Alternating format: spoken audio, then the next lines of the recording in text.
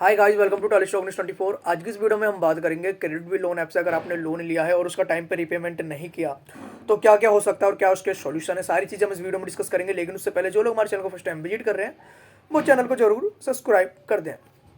जैसा कि आप अपनी स्क्रीन पर देख रहे हो, कुछ इस तरीके के मैसेज ये लोग सेंड करते हैं कि हम आप पर केस कर देंगे, पुलिस केस हो जाएगा। ये आपको एक तरीके से हैरेस करते हैं, फिर आपको बार बार कॉल करेंगे अगर आप टाइम पर रीपे कर रहे हो ईएमआई तो भी, नहीं कर रहे हो तो भी।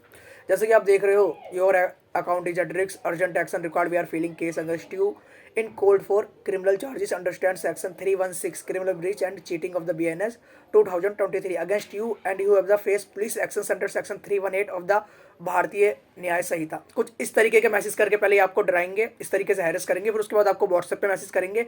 एक एजेंट नहीं करेगा, आपको तरह तरह के एजेंट के बार बार कॉल आएंगे, आपको बहुत ज़्यादा हैरेस करेंगे। जैसे कि हम आपके घर के 800 मीटर के दायरे में सारे के सारे प्रूफ मैं आपको अटैच कर रहा हूँ, आप देख लो सबके सब।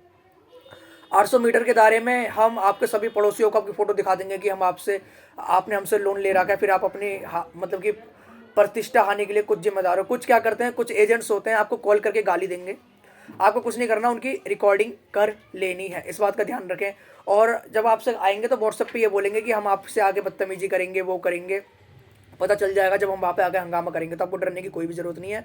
आरबीआई की साफ साफ गाइडलाइन है, कोई भी रिकवरी एजेंट आपसे बदतमीजी नहीं कर सकता। अगर बदतमीजी करने की कोशिश करता है, तुरंत उसकी वीडियो रिकॉर्ड कर लीजिए और तुरंत आप नज़दीकी थाने में कंप्लेन दे दीजिए।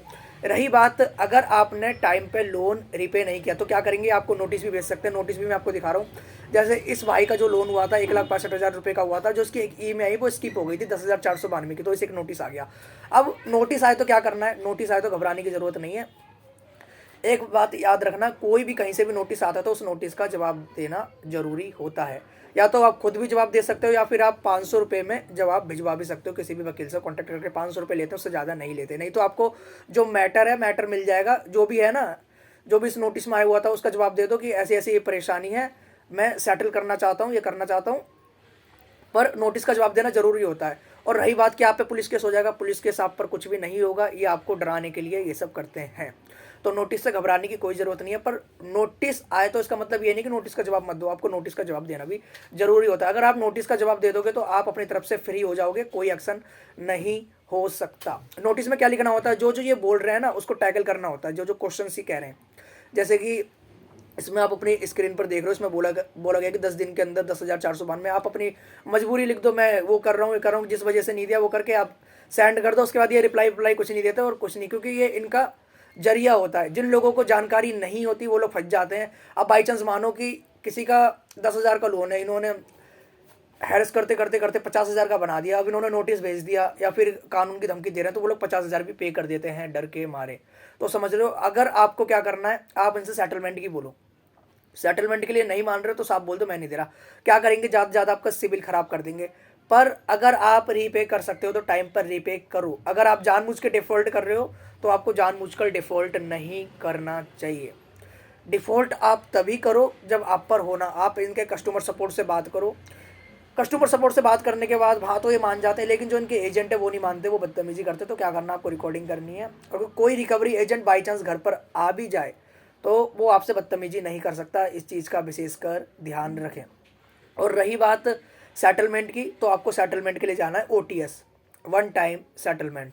जो भी आपने इनसे प्रिंसिपल लिया है उसका कायदे से जो भी इंटरेस्ट बनता है, ज़्यादा इंटरेस्ट नहीं, जो ये हैवी इंटरेस्ट पेनल्टी पे पेनल्टी लगाते हैं वो नहीं, जो भी आपका कायदे का इंटरेस्ट बनता है वो इनसे बोलो मैं आपको ये पे कर दूंगा। अगर आप मेरे से 10,000 के 50,000 मांग रहे हो, 60,000 मांग रहे हो, मैं पे नहीं कर सकता। और रही बात, जैसे कि आप अपनी स्क्रीन पर देख रहे हो, जैसे ये नोटिस आया हुआ है, तो इस नोटिस का आपको क्या करना है, आपको जवाब दे देना। खुद भी जवाब दे सकते हो, किसी वकील से भी भिजवा सकते हो, क्योंकि नोटिस का रिप्लाई देना जरूरी होता है। किसी भी तरीके का नोटिस कहीं से भी आता है तो इस बात का आप विशेषकर ध्यान रखें। बाकी अगर आप दोगे नहीं तो भी कोई दिक्कत नहीं है, पर नोटिस का रिप्लाई देना जरूरी होता है। इसमें साफ साफ लिखा है कि हम आप पे कानूनी कार्रवाई कर सकते हैं, पर ऐसा कुछ होता नहीं है। आपको डराने के लिए करते हैं, हैरेस करने के लिए करते हैं। अगर 10 दिन, 5 दिन, 20 दिन लेट अगर आपकी ईएमआई हो रही है तो आप उनसे बोल दो कि मैं लेट फी देने में असमर्थ हूँ, अगर आपको ये लेना है तो लो।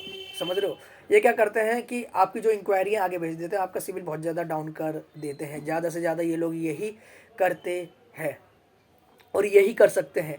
अगर कोई भी एजेंट आके आपको हैरेस कर रहा है तो आप उसकी रिकॉर्डिंग कर लो, तुरंत नज़दीकी पुलिस कंप्लेन कर दो।